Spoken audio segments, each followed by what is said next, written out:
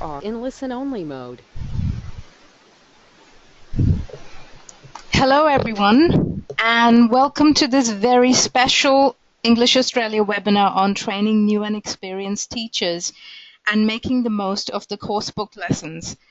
I'm Aparna Jacob, Professional Support and Development Officer at English Australia, and I'm very pleased today to have with us Roxana Ene, Director of Studies at Greenwich, and Justin Moon, ELICOS teacher and teacher trainer from Greenwich, presenting the session. In the first part of this session, Roxy will be talking about some of the issues around new teacher recruitment, identifying training needs of new teachers, and the impact of this in the classroom. The second part of the session will be led by Justin, and he will be taking us through a unit from Cutting Edge, and actually discussing some of the challenges teachers face when they use course books.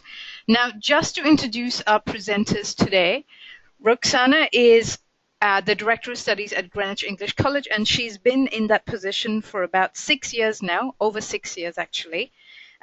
She herself has been a teacher for many, many years now and is also an IELTS, Cambridge and BULATS examiner. Justin's been a teacher for over 20 years. And has spent 10 of those years at Greenwich College. He is also an extremely experienced teacher trainer and has taught general English at all levels, IELTS examination preparation, Cambridge preparation, FCE and CAE. He's also trained high school teachers at the New South Wales Department of Education, so we're very lucky to share their experiences and gain some insights from them. So Roxy, I might now hand over the controls to you to take us through your section. Thanks, Aparna. Hi, everyone. My name is, as Aparna said, my name is Roxana, and I am the Director of Studies at Greenwich English College. I've been working at Greenwich for more than 9 years, initially as a teacher for a couple of years, and then a teacher and the Assistant Director of Studies, and for the last 4 years as the Director of Studies. Greenwich English College is a part of a group called Red Hill, and is probably the biggest English college in Australia. We currently have more than 700 students studying at Greenwich, and probably more than 300 students doing the general English course. Now, having that many students, of course, we need a lot of teachers, and taking into account the fact that the staff turnover in this industry is quite high, we need to hire teachers, I can say, on a permanent basis. If we look at the number of general English teachers we hire every year, I'd say it's probably around 20, and the average step number being 3. The recruitment process follows the same steps as I'd say everyone uses, starting with, of course, advertising the available position, interviewing the candidates, and of course a very then followed by the selection step, and obviously the induction or orientation. Usually after teachers start working at Greenwich, we usually observe them the first week, if not the week after. Now, the reason why we observe them the first week is because we need to see if teachers need any support from us. If there are any problems, we need to make sure that that we can help teachers to overcome these problems, so that students are satisfied at the end of the course. We also do yearly observations. So if teachers have been with us for a longer time, then we usually observe them at least once a year. The reason being, sometimes some teachers may feel too comfortable in their position, and they forget about using basic teaching techniques. Just one second. See if we can see the next slide. No. Sorry, I'll ask Aparna to help us because, oh yeah, excellent. It's working. Sorry about that. Now, At Greenwich, currently we're offering we're offering 5 levels, starting with beginners to upper intermediate, and we divide the day into 2 parts. In the morning, we focus on grammar, and in the afternoon, we offer a skills lesson. Of course, the afternoon lesson is in such a way designed that it encourages students to use the grammar structures they learn in the morning. It's very important because in the morning, usually, if you ask students to do an exercise where they have to follow a certain pattern, they do it easily. But when they have to use these grammar structures in real life conversations, that's when they struggle. So we've designed these lessons in such a way that they practice these grammar structures in real life conversations, and we do it through different skills, obviously reading, writing, or speaking. But I'll focus more on the first part of the day. That's when we teach grammar, and the main textbook we use is Cutting Edge. We usually cover a module per week, and every module usually covers 2 grammar structures. Now, we observe new teachers both in the morning and in the afternoon to check how they teach the grammar points and how they teach the skills lesson.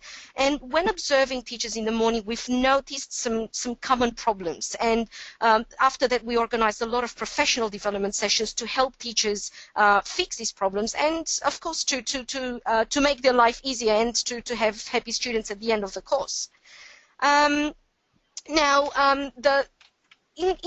Per year, I may say that we probably observe around 70 teachers, or let's say about 70 observations per year.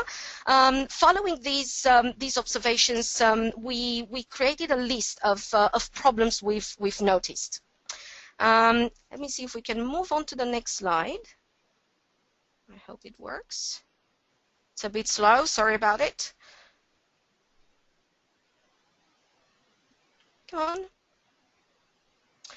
All right, so some common problems we've noticed are, first of all, activities are used in order even if there is no logical connection between them. So I've heard many teachers saying, oh, now let's do exercise 2. They finish exercise 2 on page 35. Now let's move on to exercise 3.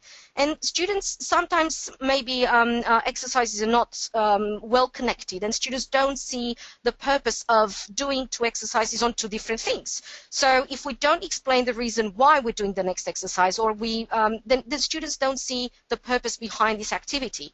Another reason would be, another common problem is the fact that all activities are covered just because they're in the textbook, which is not necessary. And probably I'll repeat this a couple of times today. The textbook, the course book is not a lesson, it's just a guide. And teachers should not cover all activities, and of course activities should not be covered in order.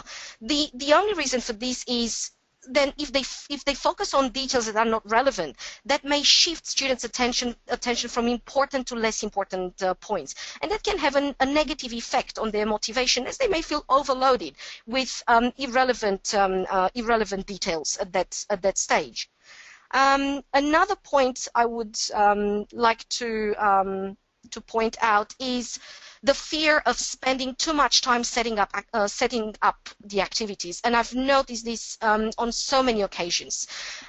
Teachers simply want to rush through this step just to start the activity, and maybe ask students to work in groups and to answer the questions, or to do the activity itself, which is not ideal. It's very important to spend a longer time on setting up, on preparing this activity to make sure students know what to do.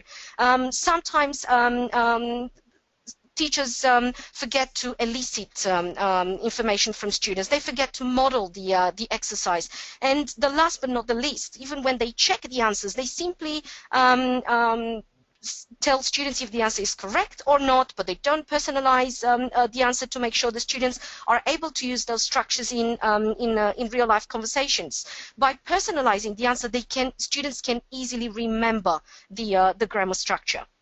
Another point would be the fact that there is no transition between the activities, and again the problem is that students don't see the logic behind them, and sometimes, and I'll mention that in the next point as well, students usually I've heard so many students saying, I can do it at home by myself. If I have the answers, then I can do it by myself. I don't need to be here to do this kind of activity. And that's not what we want to hear from our students. They need to experience these activities differently. And teachers, it's the teachers' jobs to do it. And the final point I'd like to refer to is the fact that activities are not extended beyond the textbook. So everything stops. It's limited to what the textbook offers. And as I said before, students you will hear probably students commenting on this, saying that they can do this at home. And also what I think it's missing is the fact that the activity will not finish with a production, because most of the activities in the book, especially the grammar activities, do not offer a production. So you can't see that students are really able to use these grammar structures in real life conversations or in a real life context. So as a summary to what I've said, I think that the course book is definitely not a lesson, but it should be used as a guide. And my colleague Justin Moon will give you more details on these common problems, and he will offer a lot of practical suggestions on how to use the course books effectively. Thank you very much.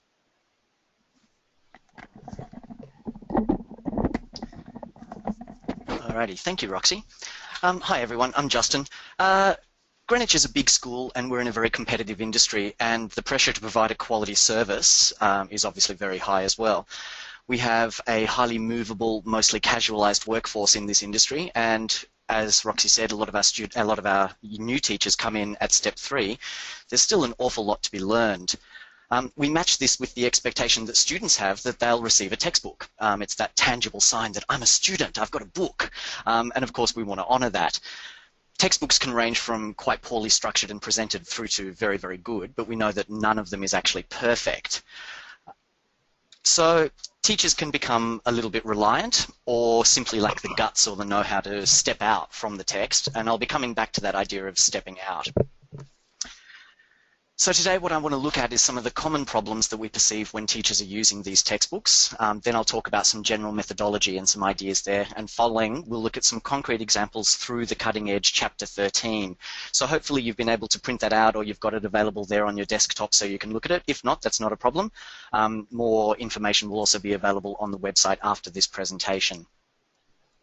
So the first thing to really consider is that it doesn't matter how good materials are if they're not delivered with structure and technique. So are your teachers following PPP style, presentation, practice or production, or some other equivalent?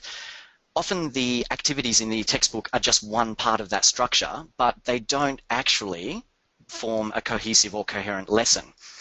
So the textbook is not an excuse to throw out technique. CCQs, drilling, call and respond, modelling, eliciting, vocab teaching techniques, all of these things are essential parts of teaching from the textbook.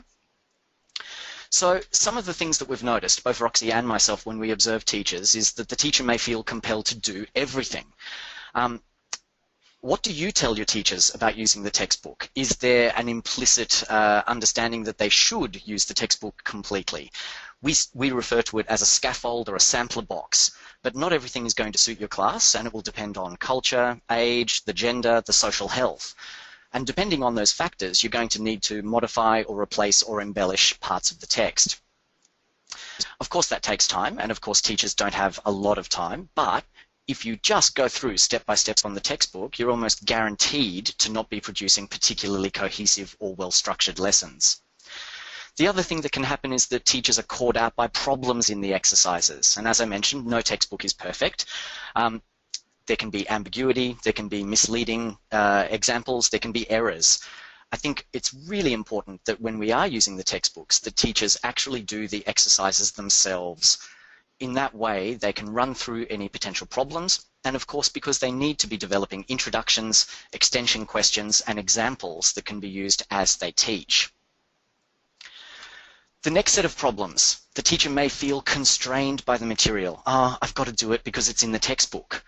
And again, really, the idea that inexperienced teachers may not realize that they can improvise, they can extend. I don't think a lot of training courses really address this sufficiently.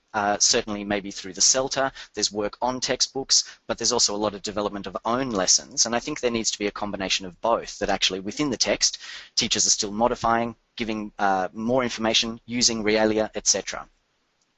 There's a real need to feel supported by the teaching team, and I think senior teachers especially have to take the lead in that. At Greenwich, we have share folders where there's lots of previous lessons that have been taught on the same chapters. There's a lot of online lessons available, of course, and most importantly, I think developing a culture of cooperation.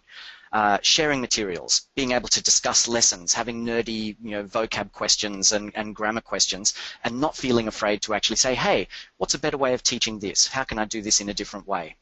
And really, senior teachers need to lead by example in that. Another thing to consider with these problems might be that the lessons could be quite inadequate. Grammar often is taught in a very, very simplistic way within the textbook, or only covers some of the very major points. So there might be quite an inadequate, or there may not be relevance in what the text is saying about the grammar. Sometimes also it doesn't even elicit the target structure or the vocabulary that's being taught, and so you need to be very, very careful about that. There may also be errors in spelling and punctuation, the wrong function of the grammar, etc., etc. There's nothing quite as disconcerting as being told by a student, is that the right spelling of that word? So really, teachers need to be very aware of some of those errors. I think also it's very important to understand that the text may not suit the interests or the needs of the class. And again, this comes down to the teacher's personal understanding of the group that they're teaching. When we're teacher training in the Cert 4 here at Greenwich, we used to say strict but kind, friendly but not friends. And as a teacher, you need to be friendly with your students, of course. You need to know their jobs, you need to know their hobbies, you need to know a little bit about their backgrounds so that you can create stimulating and engaging examples and questions tailored to those students or examples tailored to those students. If we don't do that, we run the risk of running quite boring lessons that just simply go from exercise to exercise, as Roxy mentioned. Last two problems. The exercises may not engage the learners. I think this is really obvious when you turn to a textbook that still talks about the internet as if it's cool, or mobile phones as if they're still quite trendy. If you've got textbooks that are still on those kinds of topics, it's really time to update. Students are well beyond those kinds of topics as society is. Lastly, not taking enough time. All teachers want to fill in time, but of course they want to do that productively. In most cases, the textbook will require supplementing. So that's basically an outline of some of the problems that we've observed with our younger or less experienced teachers. But how do we address these problems? So by doing that, we really need to think about general methodology. And I think the first one is to think about needs of the class. Needs analysis needs to be implicit and explicit. So it's not just from the test results, it's not just from class participation, but also from maybe organizing some form of questionnaire or class survey. For example, in my classes, new students always write me a letter of introduction. And from that letter, or in that letter, I ask them to talk about their strengths and weaknesses as a learner, as a student. I ask them to tell me a little bit about their background, how long they've been learning, learning English, etc. If you structure that letter quite clearly, students will reveal quite a little bit about themselves, and it really enables you to see what those students might need in terms of the lessons you're preparing. Also, of course, the teacher needs to be prepared. You need to go over materials, you need to do your own SWOT analysis, strengths, weaknesses, opportunities, threats, and you need to do exercises yourself so that you can anticipate problems. I also think it's really important to incorporate class examples into the way you're teaching. So if you run through the materials first and then you're able to say, okay, I can use an example from this particular nationality, or that particular student does that job, I'll mention their name. All of those things will help you to create a better rapport with students, but also to engage them in what's happening in the class. Lastly, I'd like to talk about stepping out, or mention it here. I'll be talking about it in more detail. I feel like teachers really need to understand that those exercises in the textbook are a pivot point, but that you can step forward, you can step back, and you can step sideways from those materials. When I say step out, I mean things like, when stepping back, how about using a function from a previous week's lessons? So even though you're in week 3, maybe there was a point in week 2. So you could say, in this exercise, I want you to think about the grammar point we learnt last week. Remember, we did blah, blah, blah, and use that vocab. So step back from the materials in time. Stepping back can also mean looking at the bigger picture of the topic. So, for example, a topic on smartphones might lead to a topic on artificial intelligence. An article that you read about twins could lead to discussions about family. So there's many different ways that you can step back to look at the bigger picture. Stepping sideways also is a way of moving out laterally from the topic. So, for example, in the theme this week, in Unit 13, Cutting Edge, there's an element on arranged marriage. But depending on the social health of the class, why not switch it over to gay marriage? There's plenty of other elements in the marriage debate and in the marriage topic that can be discussed. Also, stepping forward, going into hypotheticals, going into future developments on the topic. And all of those ways can really assist the teacher to think about not just using the material, but using it as a springboard in several different directions. So what I'd like to focus on now is really using the materials that we've sent you, the Unit 13 Cutting Edge. So if you've got that, that'd be a good time to have a look at that now. Hopefully you've had some time to look through the unit, even just briefly. If not, as I said, that's not a problem at all. So you've got the pre-intermediate Cutting Edge Unit 13, and also my take on extending this unit will be available from EA after this presentation. So let's look at that textbook, Finding Mr. Right, or The Right Person. So an inexperienced teacher might look, okay, page 114, there's the reading, right, we'll start with that. And I think it's a real waste to start on page 1 anytime. So for me, before you even open the book, I would really start by explaining the concept of Mr. or Mrs. Right, Miss Right. And how might you do that? I'm thinking a dictation. I think dictation is really underused as a resource. It might seem a little bit outdated or old-fashioned, but really it's such a good thing to do. Students are listening, they're writing, they are inferring. There's all different kinds of skills that can be used while you're doing a dictation. So maybe dictate an invented story about you meeting somebody at a party last night, what you thought about them, some of their lovely characteristics, and ending with the sentence, I think I've found Mr. Right or Miss Right. So by doing this, you're already opening up yourself to the discussion. You are sharing ideas, even if they're hypothetical or fictional, which again establishes the mood of the class. You can't expect your students to be sharing or talking if you're not prepared to share and talk. So after that dictation, of course, you can check for spelling, you can check for grammar structures, you can do so much work from that dictation. Maybe then you board up, what do we look for in a perfect partner? And we start eliciting responses from the class. Students could then write a short passage about their perfect partner, and that can be real or imagined, and they can use the scaffold from your dictation in order to do that. So you can see already that maybe we've spent 15, 20, 25 minutes before we've even looked at the chapter, and yet the students are absolutely engaged with what's coming up. Next, I would board up, how do we find Mr. Right or Miss Right? And so again, students can talk about dating, whether that's dating set up by friends, meeting somebody at a pub or in a social situation, online dating, their experiences, what kinds of apps, websites they know, etc. I think it's really important that if you're using conversation time, that you're not afraid to orchestrate it.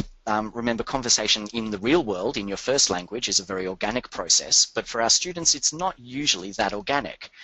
One of the things I do is board up a bullseye on the board, which has 3 rings. In the center ring is you, in the second ring is family and friends, and in the third ring, media, internet, books, magazines, etc. I always say to my students, it doesn't have to be about you. So if you don't know what to say, you can possibly say, oh, well, I'm not sure about that, but my sister told me, and start talking about that. If it's not family or friends, of course, we've all seen a movie, we've read a book, we've read an article, we've seen something on the internet. It's a way of encouraging students not to say, oh, I don't know much about this. So if they have those frameworks in place, they're much more likely to engage or feel freer in moving the conversation a little bit more organically. I think orchestrating the conversation time is also in terms of making sure that key grammar or key vocabulary is being used. So if there's a particular structure that you want your students to be using, that needs to be explicitly stated. You can't expect them to magically know that, oh, right, I can be using that particular grammar for that particular situation. Or, oh, yeah, I can remember those phrasal verbs. So make sure that you're orchestrating conversation time and that your teachers know that they can do that. So we still haven't opened the textbook. Another thing that you might do is, of course, look at other textbooks for similar materials. I remember in Headway Upper Intermediate, there's a listening passage on by an Indian woman talking about her arranged marriage. Now, it's upper intermediate level, so it might be too hard for the pre-ints, but not if you only use 30 seconds or a minute of it. A lot of the textbooks cover similar ground, and so it's a very, very easy way to extend materials by looking elsewhere first. And of course, hopefully in your library, in the teacher's room, there are other resource textbooks that they can be using. So students can then talk about their opinions of arranged marriage. They can talk about the pros and the cons. They can talk about cultural aspects. And then now you can open books and actually start working. Now, that's taken that lesson from potentially a 15-minute lesson only with a reading to a much longer, much more cohesive, much more productive lesson style. If you look at that lesson, you'll find the reading on page 114, and then on 115, if you turn the page over, you'll see that there's the reading, the typical kinds of questions. So if you've looked ahead and understood the text well, of course you'll realize that number 1 is a pre-reading task, and then number 2 is the actual reading task, and then 3 are either gist or specific questions. But again, a lot of teachers don't look ahead. They don't look at the activities in a whole way. So it's really important that teachers are preparing their lessons more clearly and again thinking about those PPP stages. In terms of a reading lesson, of course, we might have the prediction questions, the gist questions, specific questions. There's several different ways to run those kinds of ideas. When we get to part 4, you'll notice that it talks about work in pairs, read the comments below and discuss these questions. Which comments do you agree and disagree with? Would you ever try to meet someone on an internet dating site? In your country, at what age do people usually get married? I think it's quite important to always have 2 or 3 extra questions ready for every question section in a textbook. What this means is, if students have finished quickly and other students are still talking, you might be able to use those extra questions to stimulate those faster students. If everybody's finished and you still want to fill in a little bit more time, you're not there thinking on your feet trying to establish, oh, what could I talk about now? So those couple of extra minutes of preparation time before the lesson will put you in good stead during the lesson. I saw an ad on television a couple of weeks ago for it's actually probably a couple of months ago now, for an episode of Married at First Sight. It didn't really look like my cup of tea, so I didn't watch it, but I'm pretty sure that there's plenty of materials that could then be used as an extension activity on this. Married at First Sight, from all intents and purposes, looked very much like a modern arranged marriage. So that could be, again, something that teachers might be able to use. And of course, they would need to think about how to structure that lesson. Using technology in the class, being able to show videos, showing students that it's very modern material is also, of course, a great point in a teacher's repertoire. So from that first page, from a page and a half of work, we've actually worked out maybe an hour, maybe even longer on that particular work, on that particular topic.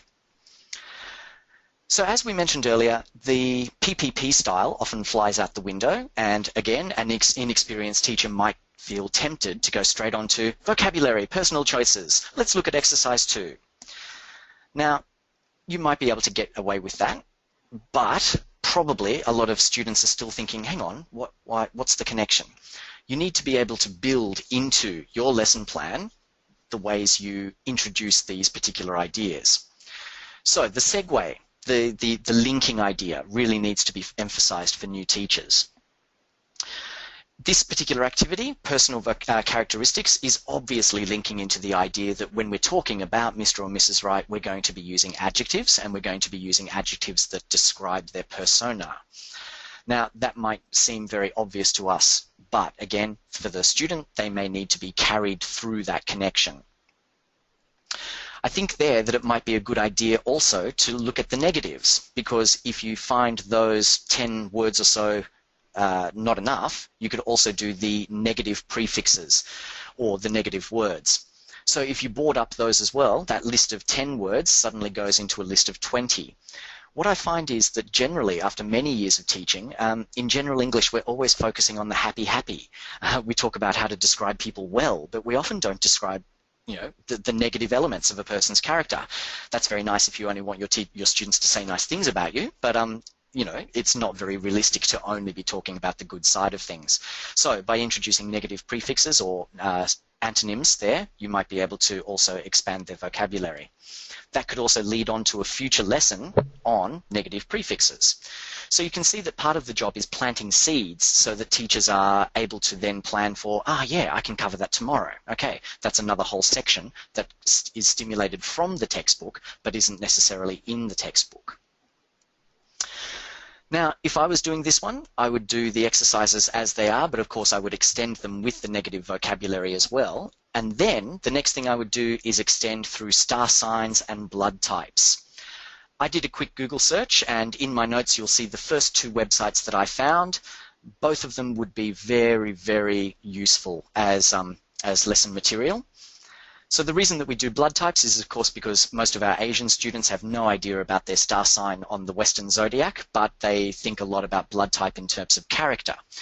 So horoscopeslovetoknow.com has the characteristics of star signs, and the website whatsmybloodtype.org has an excellent list. Both of them contain many, many adjectives, including the ones that are on the list there. The internet has made it so much easier to source materials. If you've been teaching for a long time, as I did pre-internet, you'll know that the internet has made it inordinately much easier to create excellent lessons very, very quickly, and of course to find materials. So really, it doesn't take much to jump on Google, find something new, and be able to organize a very good extension lesson. So having done that, you may find yourself ready for break time. And I think at our school, certainly with our breaks, you'd definitely be moving towards the first break time. Working on vocabulary for that long also, you'll need to be making sure that the afternoon lessons will have some kind of production activity where that can be done. Now, that's not to say that the production activities can't be done within the context of the lesson. So let's say that it's break time. Let's see that the students come back after the break. What kinds of activities might we be able to do with that vocab? For me, it would obviously be a role play. And so maybe students talking to each other after a date. I've met this person, tell me about them. So again, structuring a clear role play and being able to incorporate that vocabulary. Raising doubts. But what about this? Talking about negative characteristics, etc. With teacher modeling, it's really important that that kind of role play is well structured and demonstrated by the teacher so that the students know exactly what they are expected to do. Teachers spend a lot of time giving individual instruction, and I find that's a real waste because it simply means that the instructions were not clear enough at the time, the modeling was not clear enough at the time. You need to also make sure that your teachers are asking CCQs.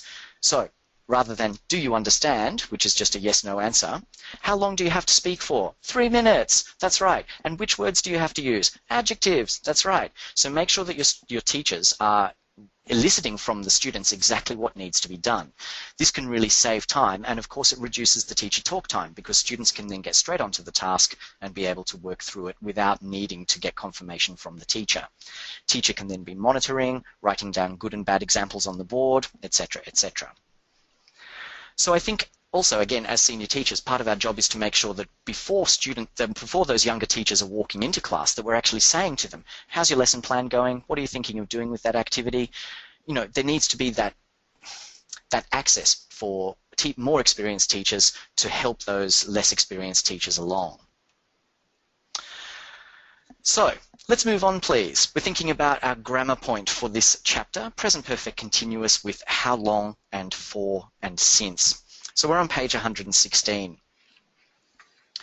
First thing that we need to do is more part 1 questions to elicit the target structure. So have a look at part 1. What do you think is difficult about sharing a flat with other people and why? What are the 3 most important personal characteristics of a flatmate? Now there's a nice link back to the character language that we've used before, but I think some more ideas there would certainly make the conversation a little stronger. When you see my materials online, there's some gaps in my notes where you might be able to fill in the gaps, or if you're using this as a personal development in your own school, which I would absolutely encourage you to do, get your teachers to do those activities as well. So there's several emails here, and of course one of the things to do before you get to those the reading again is to keep an ear open while your students are discussing part 1, because it's a really great time for you to work out, okay, those students are using the target structure quite well. Okay, those students are not using the target structure. Board up some good examples of the structure and some bad examples that you can use in your teaching later. This is another section where I would definitely go straight to the internet. Again, it took me less than a minute to find www.flatmates.com.au. Heaps of material. Lots of people advertising rooms for rent, and lots of people advertising to find a room for rent. There's lots of native speakers, there's lots of non-native speakers. I took about 5 minutes to peruse through. I found plenty of present perfect continuous. So you could find examples of people using it incorrectly and use that for error correction. You can also find people using it correctly and be able to incorporate that into the lesson. If you've got a computer lab at your school, which I'm sure most of you do, get your class in there, get them online straight away, look at that website, find their own examples. So there's plenty of ways to bring realia or to bring more technology into these lessons. But without preparation and without looking ahead, a lot of teachers are just going to stick to exactly what's there.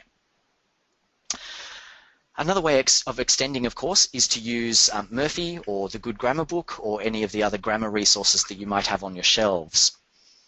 When I use Murphy, I always do it pens down first. If students just want to fill in the gaps on a page, they can do that for homework. And I really think that while they're in the classroom, it's essential that they're communicating with each other.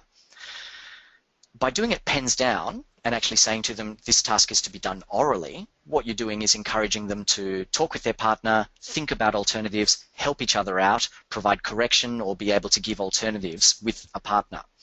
You can then be talking and listening and hearing what they're talking about. You'll be able to make verbal correction of what they're doing. But what it means is that they can then actually use the material that you've handed out as revision. And whether they do that, that evening or that weekend, they can still go back to that conversation that they had. Yeah, what did we say? They might make some notes on the page, but I really don't encourage students to just do fill the gap kinds of grammar exercises. I think it's a very old school kind of way to run a lesson, and it's also quite boring because really, while those students have just got their heads down doing it, you know that a lot of those students can fill the gaps quite adequately. A lot of our students have very, very good productive skills when it comes down to filling in the gap. However, those same students are very reluctant to use that grammar in a conversation. So I would always encourage teachers to be doing grammar orally first. So again, we've taken that one page and we've certainly been able to extend it to make it more engaging, more relevant, and also more recent. There's more information on the next page, and of course this unit is not, I would have to say, this is not a bad sample. From looking through it, I can see that there's quite a lot of activities here. There's quite a few activities that students can do. There's reading sections. There's all different kinds of activities.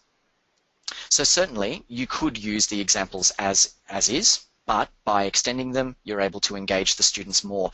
I think it's also really important to engage the students on their own ideas. So rather than just feeding them ideas about how to use the grammar, but being able to elicit structures that they can use in their current day. Remember also, if students don't think that it's relevant, a lot of students will turn off.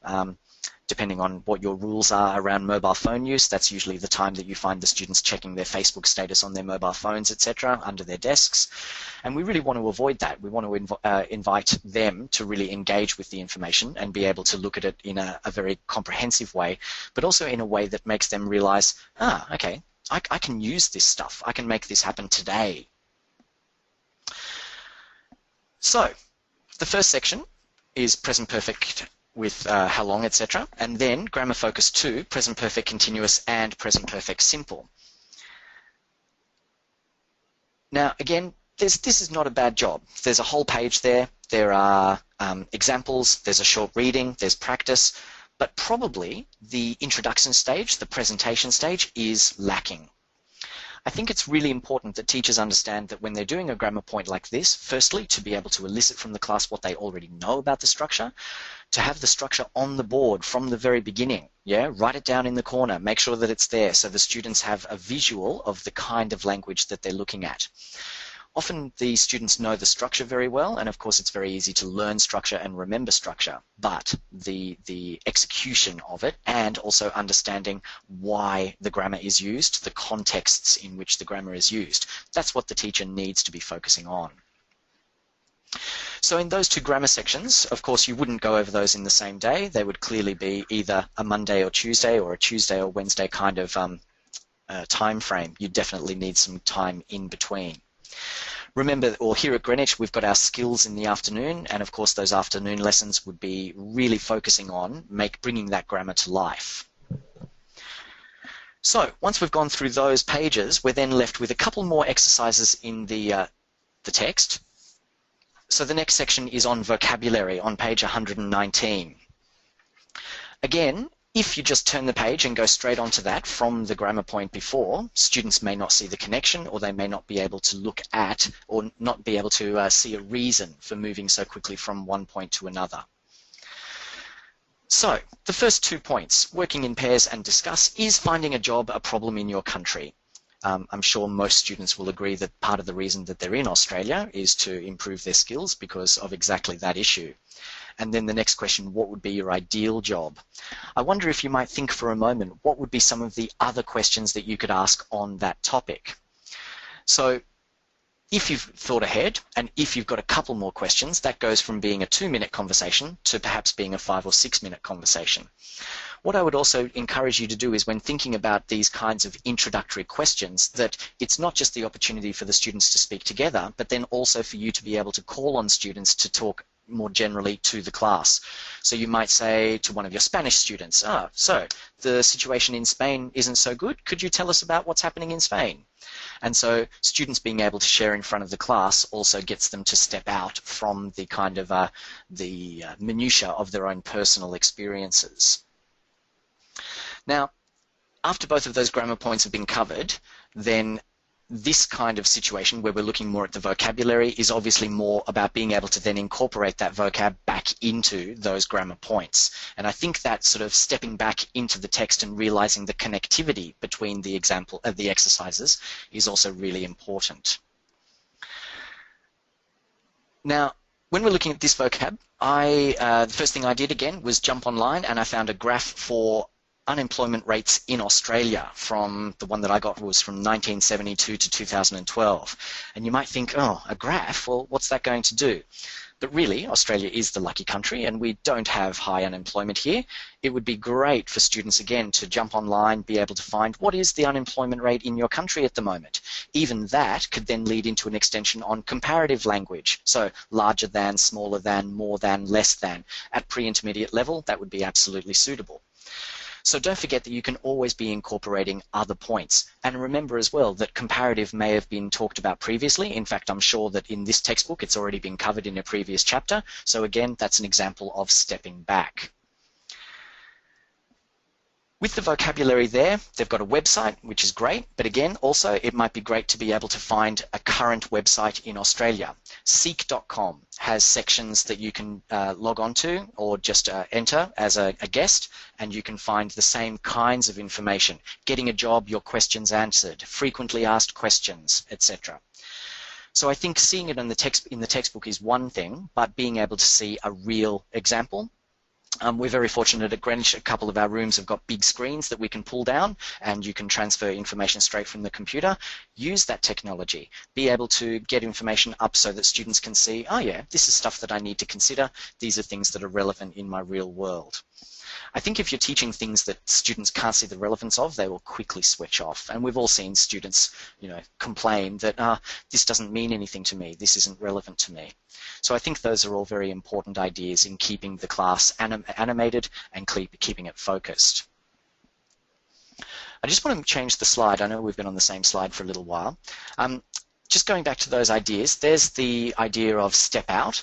So just to go over that again, to step back to previously taught structures and functions, step back in order to see the bigger picture of the topic. step sideways to widen the scope of the conversation or the writing, the production activities you're doing, and also stepping forward into hypotheticals and future ideas. The next slide is also some more of these, just a general note on the techniques that I think are really important for us to think about when the textbook is being used. So, extending by preparing extra questions, setting parameters around conversations. This is a really important thing. Why would students bother talking if they don't know why they're talking? Realia, really important. And I think realia now is, often underutilized in classrooms, and it's a real shame. I come from a training system that was very heavily involved with realia, and I know that students really perk up when they see, oh, my teacher's gone to some effort here. My teacher's done something extra that makes my class different from the class that I'm seeing in the next room. I think also Google, use it, use it, use it. It's amazing. Why wouldn't you use it? There's so much information available to us. Murphy, etc., please think about doing it orally in class. And technique, CCQs, drilling, monitoring, pair work, group work, call and respond, role play. Demonstrating the tasks, making sure that either you and a student or a pair of students, depending on how strong they are, demonstrate what the class should be doing. Vocab teaching techniques, as well as following a present, practice, production or equivalent kind of style. With those elements in place, you can be guaranteed that you've got a much more cohesive idea rather than just what the text represents. Essentially, the textbook doesn't absolve the teacher from using good methodology and technique. So lastly, the task in the textbook is choose an ambassador. Oh, sorry, before I just missed one little point. Obviously, if you're going to be talking about getting a job, the obvious extension is write a cover letter and a CV. So that might go on into the next day. It's quite a big task, but teaching the scaffolding for a good cover letter, even at pre-intermediate level, is something that those students are going to really appreciate. Most of them are looking for jobs. Most of them are professionals in their own countries with excellent CVs in their own language. But if they try and translate that over, a wonderful engineering cover letter isn't going to get them a job in a restaurant. So the ability to write a cohesive and well-structured cover letter can go a long way to making an impression on the boss. And, of course, their CVs. Lots of students will come to you, usually in your free time, saying, oh, can you check my CV? I've tried to write a CV. How should I do it? So why not do it within that lesson structure? It seems like the obvious resolution for that kind of activity in terms of the vocabulary that they've been doing.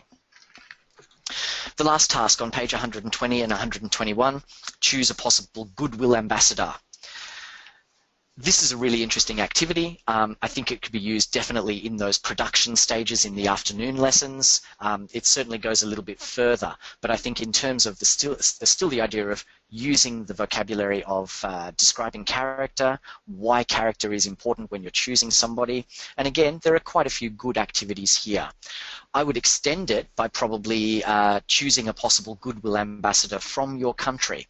So thinking about a relevant person. In Australia, of course, we have the Australian of the Year, and you might be able to introduce some information about that concept. So just by thinking a little bit about the textbook, you'll find that it does open plenty of doors. I'm not at all anti-textbook. I think textbooks can be really, really good. But when teachers get bogged down or when they start to really think that it's the only thing they've got, then you are going to run into problems. If you're a senior teacher or if you're a teacher trainer, which I think most of the people here today are, you'll understand that one of the things that a teacher needs to do is they need to have enough know-how so that they can be preparing good lessons by themselves, but they can't do that without the support of other teachers. So I think it's really important that we develop that kind of atmosphere where our younger or less experienced teachers feel free to inquire and ask and be assisted. We're very lucky at Greenwich. Greenwich has a real a focus on helping teachers. We're a big school and we need lower step teachers, of course. It's an economic constraint. It's something that we need to be able to do. But we can't take on lower step teachers and then just leave them to their own devices. So I think it's very important that through your observation process, you're able to engage with what teachers are doing with textbooks. Hopefully you'll be able to use some of these ideas in your own professional development sessions, and I really hope that you'll take that opportunity. As I said, there'll be some materials online later for you to be able to photocopy or to download and use, and please feel free to use them, in any way that suits. I think obviously using cutting edge is good for us, and obviously this is based on professional development that I've already done for our school, but I think it's also really important that you would use whatever textbook is the dominant textbook in your school. One of the other things to think about is that within the context of professional development, it's really about also having the opportunity for teachers to brainstorm and work out ways of teaching from the textbook more effectively. Pair teaching. Sometimes you might realize, this activity would be perfect for a bigger group. If you've got 2 pre-intermediate classes, encourage your teachers to be able to do those things. 2 teachers in a classroom can be a very, very good dynamic if you've got the space and the technology to be able to do it. So that just about wraps up this presentation. If there's any issues or questions that you'd like to ask, this would be a really good time to do it. We've got a couple of minutes left. So if there's any questions, that would be great. Thanks, Justin. One of the first questions we have is really for you and Roxy. One of the questions is really on the pace at which teachers go, and in terms of sticking to the curriculum, how much freedom should teachers be allowed to supplement and also keep to the curriculum? Because a lot of students are very, very particular about following every single item in the textbook. So how would you address an expectation like that and balance it with an expectation of the school to cover materials? It's a really good question. I think obviously students don't want to be carrying around a textbook that they never use. So they need to see that the textbook is still a relevant part of the situation. I think very much that whole idea of the springboard. Look, if you taught just the information in the textbook, there is no way that you could get a week of lessons out of 1 chapter in a textbook. Or if you did, I don't know what speed you're working on. So I really think that the combination is to be able to see, okay, we've done that work from the textbook, and now we're moving on to something that will involve the language or keep us on topic. I think also the idea of, before getting to the textbook, establishing some other kind of information or source can be really useful. Of course, you will have students who are complaining if they don't use the textbook. Why am I carrying this book around? So if you don't get through something, it's really important to set it for homework. So some of the exercises can definitely be done, as long as you make sure that your teachers are then doing that homework the next day. Right, before we start, let's look at the homework from yesterday. If teachers are setting homework and then not checking it, obviously, again, that's another reason for students to complain. In terms of curriculum, it obviously depends on the course that you're doing, and here we're looking at general English, and I suppose really the outcomes are that the students need to be able to score well on their tests. They need to be able to show you that they can produce the language that you're teaching that week in order for them to be promoted into the next level of course. So providing the information covers those elements, I think it really is up to a teacher to have some jurisdiction around the way they use the textbook. Certainly not to omit use of it, but definitely to have jurisdiction about how they structure it. Thanks, Justin. The next question is to do with observations. So at Greenwich, you do teacher observations in week 1, and then how often do you do regular follow-ups? I'll pass that over to Roxy. Hang on. Thank you. Hi, I'm back. So we usually observe teachers in week 1 or week 2, and if we notice any problems, the first thing we do, we set up meetings with a more experienced teacher. So first, the person who observes the class gives feedback to the teacher. Then we organize PD sessions or just individual meeting with that specific teacher to see what we can do to help to support the teacher. Then the next observation will probably be in a couple of weeks, so we need to give the teacher a bit of time to use the feedback and to apply the suggestions given, and then we observe the teacher in a couple of weeks. So it's the first week. If we notice problems, then again in a couple of weeks, and in some situations we've had to observe a teacher 3-4 times, and finally to be happy with what the teacher was producing. Thank you so much, Roxy. The next question again is to do with recruitment and managing teachers. We're now going into summer with a lot of schools going into mass recruitment. How would you manage to do observations and training for inexperienced teachers in mass numbers? So look, at Greenwich we do have higher numbers in summer, but the numbers are not much higher than in spring or any other time. I think that applies mainly to universities that have really big intakes in when summer starts.